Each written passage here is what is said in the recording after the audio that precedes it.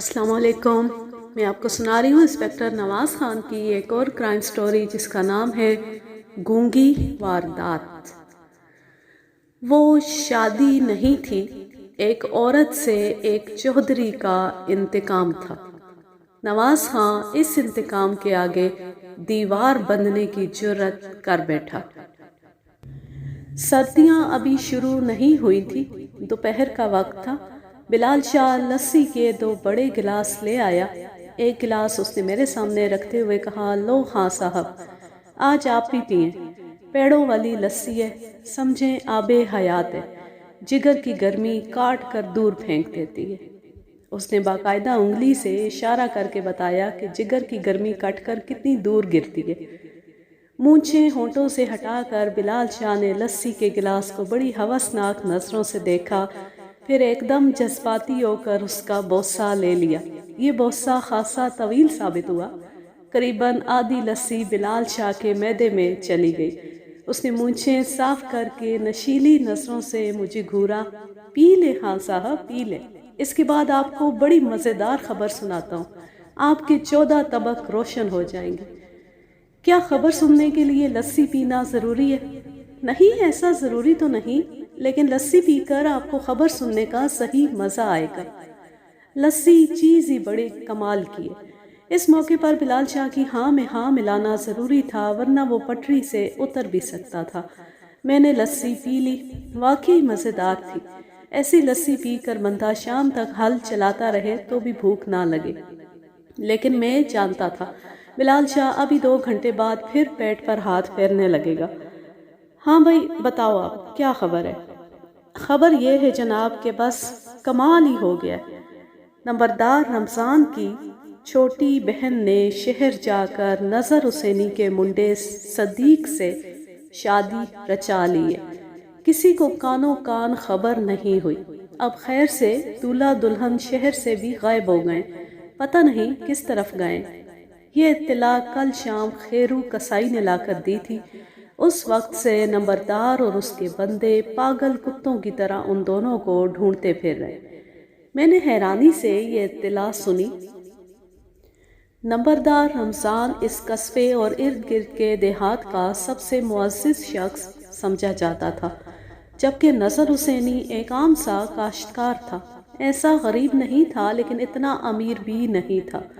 देहात में किसानों की औलाद अमूमन ज़्यादा होती है, लेकिन हुसैनी के सिर्फ 2 बेटे और 1 बेटी थी।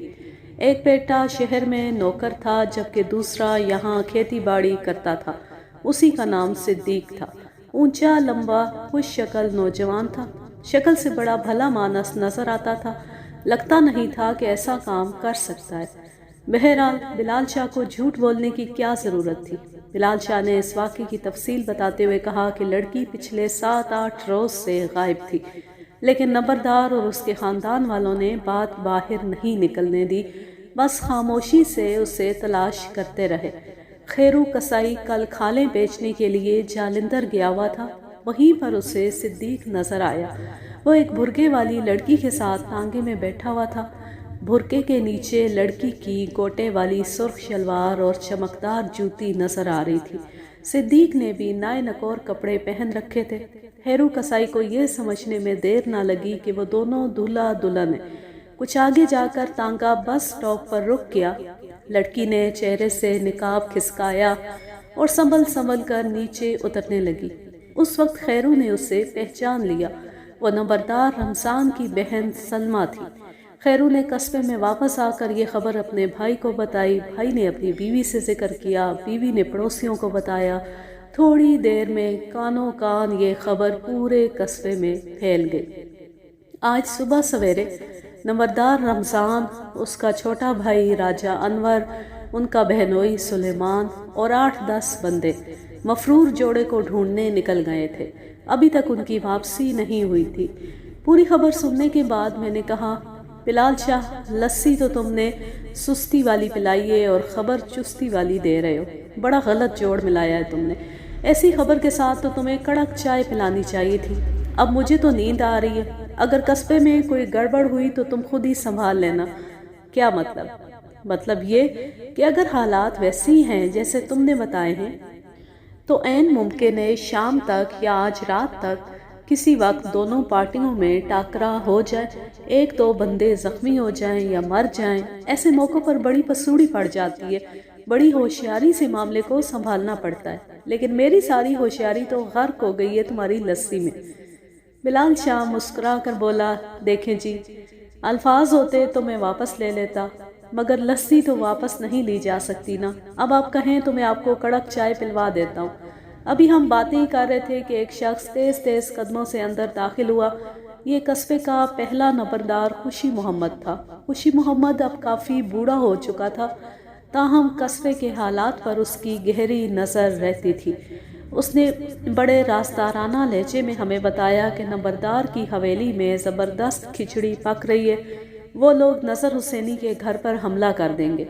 دوسری طرف نظر حسینی نے بھی 15-20 بندے اکٹھے کر کے اپنے گھر کی بیٹھک میں بٹھائے ہوئے ہیں۔ اگر دونوں پارٹیوں کو فوری طور پر روکا نہ گیا تو زبردست خون خرابہ ہو سکتا ہے۔ سابقہ نمبردار خوشی محمد کی یہ اطلاع بہت اہم اور بروقت تھی۔ اب ضروری ہو گیا تھا کہ میں فوری طور پر کارروائی کروں اور اپنے تھانے کی حدود میں ہونے والے خون خرابے کو روک لوں۔ میں نے اسی وقت گارڈ تیار کی اور کیل کانٹے سے لیس ہو کر نمبرداروں کی حویلی میں پہنچ گیا۔ حویلی کے احاطے میں 10-15 گھوڑے موجود تھے اور چارپائیوں پر چند خطرناک صورتوں والے مسلح افراد بیٹھے تھے۔ ان میں سے کچھ قصبے کے تھے اور کچھ مضافات کے۔ میری آمد کا سن کر نمبردار خود بھی احاطے میں آ گیا۔ اس کی عمر 30-32 برس کے قریب تھی، بے حد گھنی مونچھیں، سرخ و سفید رنگت اور بادامی آنکھیں۔ وہ اس وقت غصے میں بھرا ہوا تھا، آنکھوں سے جیسے چنگاریاں پھوٹ رہی تھی۔ مجھے دیکھ کر کہنے لگا، نمبردار، تھانے دار، تم اس معاملے میں مت آؤ۔ نظر حسینی کے بیٹے نے میری عزت پر وار کیا ہے اور اس وار کا جواب بھی میں خود ہی دوں گا۔ میں اس معاملے میں کیسے نہ آؤں رمضان علی؟ یہ میرا تھانہ ہے، میرے تھانے کی حدود ہے، یہاں ہونے والے ہر غیر قانونی کام کی ذمہ داری مجھ پر آتی ہے۔ اگر نظر حسینی کے بیٹے نے کوئی جرم کیا ہے تو اس کی سزا اسے ضرور ملے گی۔ میں تمہیں قانون سے کھیلنے کی اجازت نہیں دوں گا۔ اسی شام میرے مشورے پر قصبے کی پنچایت بیٹھی۔ پنچوں نے دونوں فریقوں کے معتبر افراد کو سامنے بلایا اور تسلی سے ان کی بات سنی۔ میں تھانے میں تھا، تاہم بلال شاہ نے مجھے پل پل کی خبر لا کر دی۔ شام کو شروع ہونے والی یہ پنچایت رات 11 بجے تک جاری رہی۔ اس دوران 1-2 بار جھگڑا ہونے کا خدشہ بھی پیدا ہوا، لیکن جھگڑے کی نوبت نہیں آئی۔ میں نے احتیاطی طور پر اپنے 5-6 سادہ پوش پنچایت میں بھیج رکھے تھے۔ ان میں میرا ASI باجوہ بھی تھا۔ میں نے اسے ہدایت کر رکھی تھی کہ وہ کسی صورت میں خون خرابہ نہ ہونے دے۔ رات گئے پنچایت ملتوی کر دی گئی۔ پنچایت کے آخر میں دونوں فریقوں نے وعدہ کیا کہ وہ کوئی فیصلہ ہونے تک خون خرابے سے دور رہیں گے۔ اگلے روز بعد دوپہر پھر پنچایت کی کارروائی شروع ہوئی۔ 3-4 گھنٹے کی بحث و تکرار کے بعد آخر دونوں پارٹیوں میں راضی نامہ ہو گیا۔ یہ راضی نامہ مشروط تھا اور شرط یہ تھی کہ نمبردار کی بہن سلمہ کے بدلے نظر حسینی اپنی بیٹی خالدہ کا رشتہ نمبردار کے چھوٹے بھائی راجہ انوار کو دے گا۔ در حقیقت اس بات کا فیصلہ کل ہی ہو گیا تھا۔ جھگڑا صرف یہ تھا کہ نکاح کب ہوگا۔ نمبرداروں کا اصرار تھا کہ نکاح ابھی کر دیا جائے اور رخصتی 2-3 ماہ بعد دے دی جائے، جبکہ نظر حسینی کا کہنا تھا کہ 3 ماہ بعد فصل کی کٹائی پر نکاح اور رخصتی کا کام ایک ساتھ کر دیا جائے گا۔ آخر آج فیصلہ ہو گیا تھا۔ ٹھیک 2 ماہ بعد نکاح اور رخصتی کی تاریخ طے کر دی گئی تھی۔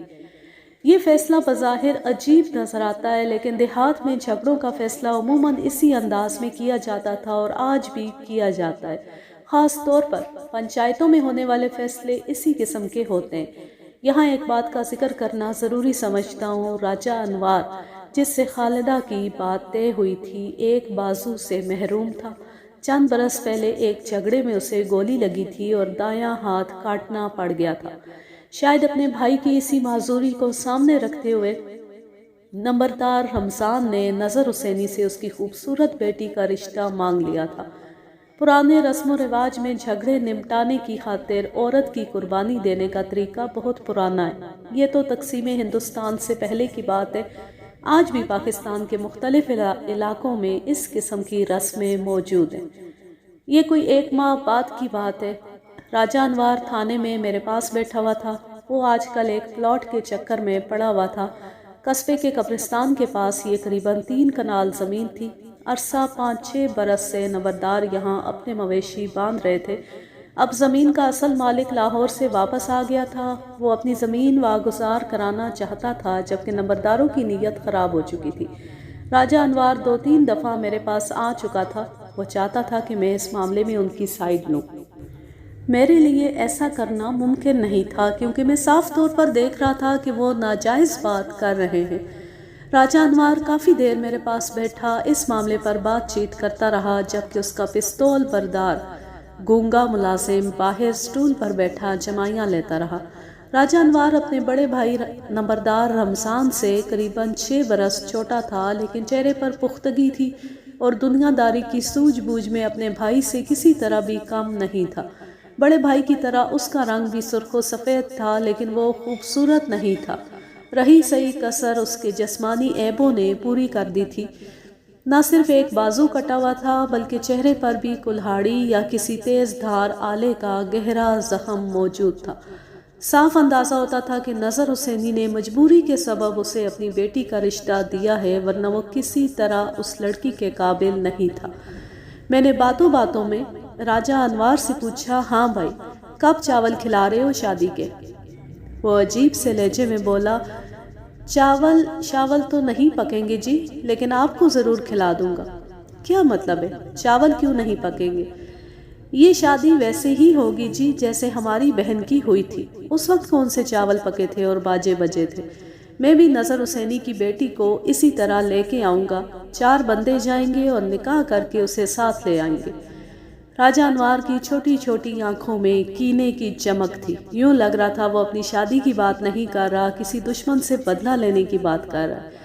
کتنے دکھ کی بات تھی، ایک بیٹی اپنے بابل کے گھر میں 16 برس دلہن بننے کے خواب دیکھتی رہی تھی، پھولوں کی مہکتی سیج پر اپنے دولہا کی محبت بھری مسکراہٹ جس کی آنکھوں کا سب سے حسین سپنا تھی، ایک ایسے شخص کے سپرد کی جانے والی تھی جس سے اس کا محبت کا نہیں، نفرت کا رشتہ تھا۔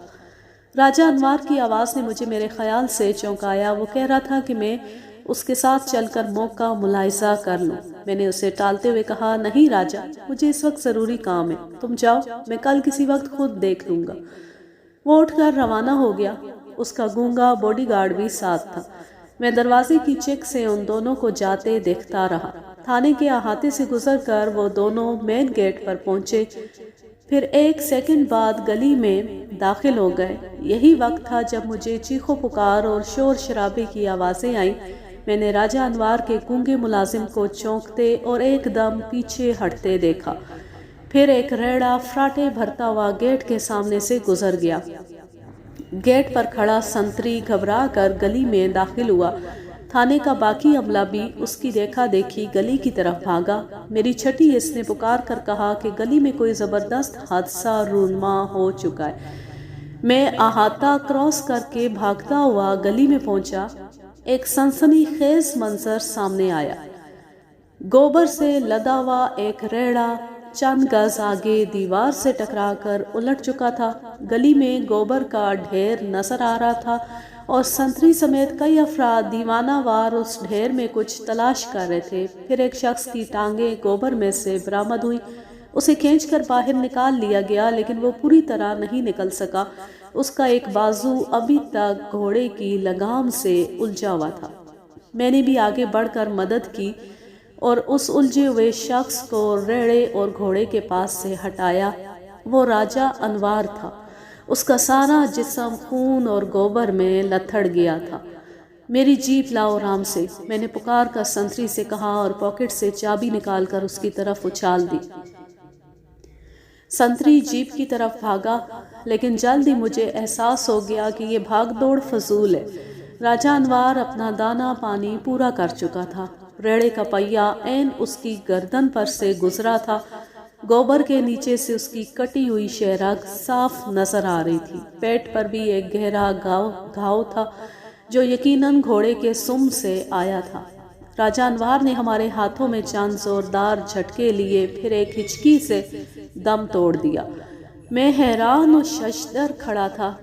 چند لمحے پہلے جو جیتا جاگتا شخص میرے سامنے بیٹھا تھا اور لمبے چوڑے منصوبوں کی باتیں کر رہا تھا، اب کٹی پھٹی لاش میں تبدیل ہو چکا تھا۔ اس کی تنی ہوئی گردن کے چیتھڑے اڑ گئے تھے اور خون کے دھبوں والی خالی آستین ہوا میں جھول رہی تھی۔ راجہ انوار کا گونگا ملازم بھی زخمی ہوا تھا۔ اس کا پستول ہولسٹر سے نکل کر دور جا گرا تھا اور وہ اپنے زخمی کندھے سے ابلتے ہوئے خون کو روکنے کی کوشش کر رہا تھا۔ یہ ریڑہ قصبے کے ایک غریب کاشتکار چاچے مہتاب کا تھا۔ ریڑے کا گھوڑا نمبرداروں کے ہی ایک کتے سے ڈر کر بھاگا تھا اور یہاں آ کر اس نے راجہ انوار کو راہی عدم کر دیا تھا۔ اس حادثے میں ایک بڑھیا بھی ہلاک ہوئی۔ اس کے علاوہ 4-5 راہگیروں کو زخم آئے۔ راجہ انوار میں اب کچھ بھی باقی نہیں بچا تھا، پھر بھی لوگ اسے میری جیپ میں ڈال کر ہسپتال کی طرف لے گئے تھے۔ تھوڑی دیر بعد نمبردار رمضان علی خود بھی موقع پر پہنچ گیا۔ وہ غم و غصے سے پاگل سا ہو رہا تھا۔ اس نے ریڑے کے نیچے دبے ہوئے زخمی گھوڑے کو خونی نظروں سے دیکھا، پھر پستول نکالا اور 6 کی 6 گولیاں اس کے جسم میں پیوست کر دی۔ اتنے میں اس کا ایک کارندہ مٹی کے تیل کا کنستر لیے نمودار ہوا۔ اس نے تیل ریڑے پر پھینکا اور آگ لگا دی۔ پورے قصبے سے لوگ جائے حادثہ کی طرف بھاگے چلے آ رہے تھے۔ شکر تھا کہ ریڑے کا مالک مہتاب اس وقت موقع پر موجود نہیں تھا، ورنہ ممکن تھا کہ نمبردار غضب کے عالم میں پستول کی گولیاں گھوڑے اور گھوڑے کے مالک میں برابر تقسیم کر دیتا۔ نمبردار رمضان علی کا جوان سال بھائی مر گیا تھا اور یوں قدرت کے ہاتھ نے اس فیصلے کو ملیا میٹ کر دیا جو پنچایت کے دانشوروں نے کیا تھا اور جس کے مطابق مجرم کی بہن کو ناکردہ گناہ کی سزا دی جانے والی تھی۔ شکر کا مقام تھا کہ راجہ انوار کی موت ایک حادثے کی وجہ سے ہوئی اور اس حادثے کو درجنوں افراد نے اپنی آنکھوں سے دیکھا۔ اگر راجہ انوار کی موت میں تھوڑی بہت بھی شبے کی گنجائش ہوتی تو نمبردار فوراً نظر حسینی کے گھرانے کو قاتل قرار دے دیتا۔ راجہ انوار کی موت دردناک ضرور تھی، لیکن اس موت پر کئی لوگوں نے سکھ کا سانس لیا۔ ان میں وہ بھی تھے جو اس کی زیادتیوں کا شکار ہوئے تھے اور وہ بھی جو اسے زیادتیاں کرتے دیکھتے تھے اور کچھ کہہ نہیں سکتے تھے۔ بلال شاہ کی زبانی مجھے پتا چلا کہ قصبے کے بیشتر لوگ اس بات پر خوش ہیں کہ نظر حسینی کی معصوم بیٹی راجہ انوار جیسے بدگماش کے پلے بندھنے سے بچ گئی ہے۔ 2-2.5 ماہ کا عرصہ مزید گزر گیا۔ اب سخت سردیوں کے دن تھے۔ ایک روز شام کے وقت میں موزہ آبیال سے ایک واردات کا موقع دیکھ کر واپس آ رہا تھا۔ بلال شاہ اور ایک کانسٹیبل ریاض بھی میرے ساتھ تھے۔ ہم 2 گھوڑوں پر سوار تھے، ایک پر میں تھا اور دوسرے پر بلال شاہ اور ریاض۔ ابھی ہم قصبے سے 3-4 فرلانگ دور ہی تھے کہ دور چری کے کھیتوں میں بھاگ دوڑ کے آثار نظر آئے۔ کچھ دیہاتی لاٹھیاں لیے تیزی سے ہماری طرف آ رہے تھے۔ اسی دوران قریبی جھاڑیوں میں گھوڑے کی ٹاپیں گونجی۔ کوئی گھڑ سوار سرپٹ گھوڑا بھگاتا ہوا ہمارے دائیں جانب کوئی 40 قدم کے فاصلے سے گزر گیا تھا۔ جھاڑیوں کی وجہ سے ہم اس کی صورت نہیں دیکھ سکے تھے۔ پھر کچے راستے پر ایک سرپٹ بھاگتا ریڑا نظر آیا۔ ریڑا باندھ لگامے تھامے ریڑے پر کھڑا تھا اور اس کی نیلی دھوتی ہوا میں پھڑ پھڑا رہی تھی۔ ریڑے پر 2 اور افراد بھی موجود تھے۔ پیدل لوگ ریڑے سے کافی پیچھے تھے۔ جو ہی ریڑا نزدیک پہنچا، ریڑا باندھ نے مجھے دیکھ لیا۔ وہ گاؤں ہی کا ایک نوجوان صادق تھا اور اس نے باگے کھینچ کر ریڑا ہمارے نزدیک روک لیا اور ہانپتے ہوئے لہجے میں بولا، تھانے دار جی۔ وہ نمبرداروں کا گونگا ملازم گنگو نظر حسینی کی دھی خالدہ کو اٹھا کر لے گیا ہے۔ جلدی کریں جی، اس کا پیچھا کریں، اس کے پاس مشکی گھوڑا ہے، دیر ہو گئی تو بڑی دور نکل جائے گا۔ صادق کی بات پر یقین نہ کرنے کی کوئی وجہ نہیں تھی۔ میں نے فوراً گھوڑے کا رخ موڑا اور ان جھاڑیوں کی طرف لپکا جہاں تھوڑی دیر پہلے گھوڑے کی ٹاپیں گونجی تھی۔ یہاں ایک کچا راستہ تھا۔ یہ سیدھا راستہ دور تک نظر آ رہا تھا۔ قریباً نصف فرلانگ دور ابھی تک دھول اڑ رہی تھی۔ اس کا مطلب تھا گنگو ابھی زیادہ دور نہیں گیا۔ میں نے رکابوں پر کھڑے ہو کر گھوڑے کو چابک دکھایا۔ اصیل گھوڑا کمان سے نکلے ہوئے تیر کی طرح مفرور کے تعاقب میں دوڑا۔ راستہ ہموار ہوا تو اصیل گھوڑا دوڑانے کا مزہ آ جاتا ہے۔ سوار کے اشارے گھوڑے کی سمجھ میں آنے لگیں تو پھر وہ طوفان میل بن کر دکھا دیتا ہے۔ ایسے واقعات مشہور ہیں کہ ایک اصیل گھوڑا سوار کے اشاروں پر سرپٹ بھاگتے ہوئے ہانپ کر مر گیا، لیکن نہ رکا اور نہ اس نے رفتار کم کی۔ 3-4 منٹ بعد میں نے گنگو کو جا لیا۔ اس نے لڑکی کو اپنے آگے بٹھا کر جکڑ رکھا تھا اور گھوڑے پر توازن برقرار رکھنے کی کوشش میں تھا۔ گھوڑے کی رفتار میں بھی اب زیادہ تیزی نہیں تھی، یوں لگ رہا تھا کہ لڑکی ہوش میں ہے اور مزاحمت کر رہی ہے۔ گاہے بگاہے اس کی چیخ بھی بلند ہو جاتی تھی۔ میرا گھوڑا قریب پہنچا تو گنگو رخ پھیر کر دیکھنے لگا۔ اسی وقت لڑکی گنگو کی گرفت سے آزاد ہوئی اور لڑک کر جھاڑیوں میں جا گری۔ میں نے اسے اپنی آنکھوں کے سامنے کلابازی کھاتے اور ایک گڑھے میں گرتے دیکھا۔ گنگو نے رکنے کی کوشش نہیں کی اور گھوڑا بھگاتا سیدھا نکل گیا۔ میں نے مڑ کر دیکھا، کوئی 1 فرلانگ پیچھے بلال شاہ اور ریاض چلے آ رہے تھے۔ یقینی بات تھی کہ لڑکی کے گھوڑے سے گرنے کا منظر انہوں نے بھی دیکھ لیا تھا، اور نہ بھی دیکھا ہو تو وہ نے چیخ کر اپنی طرف متوجہ کر سکتی تھی، لہٰذا میں نے رکے بغیر گنگو کا تعاقب جاری رکھا۔ یہ ایک طویل تعاقب ثابت ہوا۔ لڑکی کے بوجھ سے نجات پا کر گنگو کی رفتار خاصی تیز ہو گئی تھی۔ ویسے بھی وہ ہر راستے کی اونچ نیچ سے واقف تھا اور بلا تکلف بھاگا چلا جا رہا تھا۔ پستول میرے ہاتھ میں تھا۔ میں نے 2-3 ہوائی فائر کیے اور چلا کر دھمکی دی کہ وہ رک جائے، لیکن اس نے بھی شاید پختہ ارادہ کر رکھا تھا کہ آخر تک جان بچانے کی پوری کوشش کرے گا۔ گولی چلانا نقصان دہ تھا۔ ایک شاندار گھوڑا بیکار ہو جاتا یا گنگو کو جان کے لالے پڑ جاتے، لیکن یہ بھی خطرہ تھا کہ تعاقب چند منٹ اور جاری رہا تو گنگو شام کے جھٹپٹے کا فائدہ اٹھا کر بچ نکلنے میں کامیاب ہو جائے گا۔ میں نے کوشش کر کے اپنا اور گنگو کا درمیانی فاصلہ کچھ اور کم کیا۔ اس حرکت سے بڑی برکت پیدا ہوئی۔ گنگو جو پہلے ہی بدحواس تھا کچھ اور بدحواس ہو گیا۔ اس کے گھوڑے نے ٹھوکر کھائی اور گنگو اوپر سے لڑکتا ہوا جوہڑ میں جا گرا۔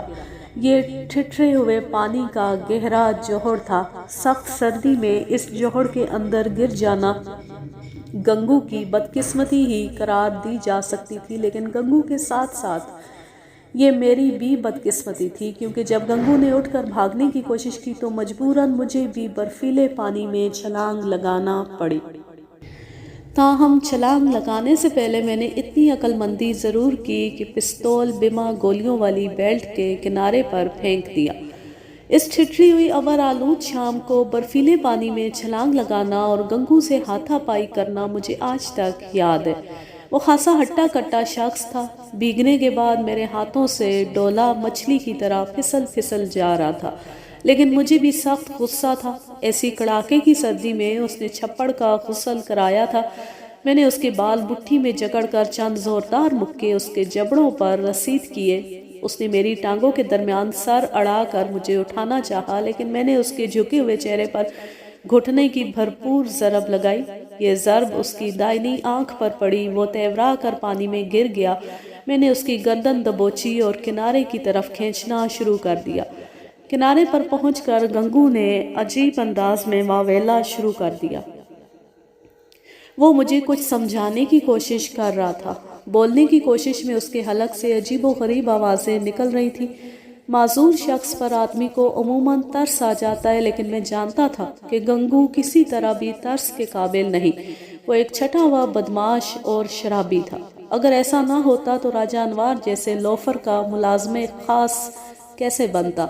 اسے نمبردار کے پاس ملازمت کرتے ہوئے 1 سال سے زیادہ نہیں ہوا تھا، لیکن اپنی غنڈہ گردی کے سبب وہ نمبردار کے چہیتے ملازموں میں شامل ہو چکا تھا۔ مجھے فوری طور پر سمجھ نہیں آئی کہ گنگو نے خالدہ کے اغوا کا قدم اپنی مرضی سے اٹھایا ہے یا نمبردار کے کہنے پر۔ وہ جو واویلا کر رہا تھا اور جس طرح کا چہرہ بنا رہا تھا، اس سے یہ بھی شک ہو رہا تھا کہ وہ اس اغوا کو کوئی بڑی نیکی یا بھلائی کا کام بتا رہا ہے، یعنی ایک شریف لڑکی کو زمانے کے سامنے رسوا کر کے اس نے کوئی بہت بڑی سماجی خدمت کی ہے۔ وہ بار بار اپنی شہادت کی انگلی ناک سے لگا کر یہ سمجھا رہا تھا کہ میں لڑکی کا بیان لوں۔ لڑکی کا بیان بھلا میں کیا لیتا؟ میں نے خود اسے گنگو کی گرفت میں تڑپتے مچلتے اور چلاتے سنا تھا۔ صاف ظاہر تھا کہ گنگو اسے زبردستی لایا ہے۔ بہرحال میں نے گنگو کی شلوار میں سے ازار بند نکلوایا اور اسے کہا کہ وہ شلوار کے نیفے کو گرا دے کر کمر سے باندھ لے۔ آزار بند سے میں نے گنگو کے ہاتھ پشت پر باندھے اور اسے گھوڑے پر بٹھا دیا۔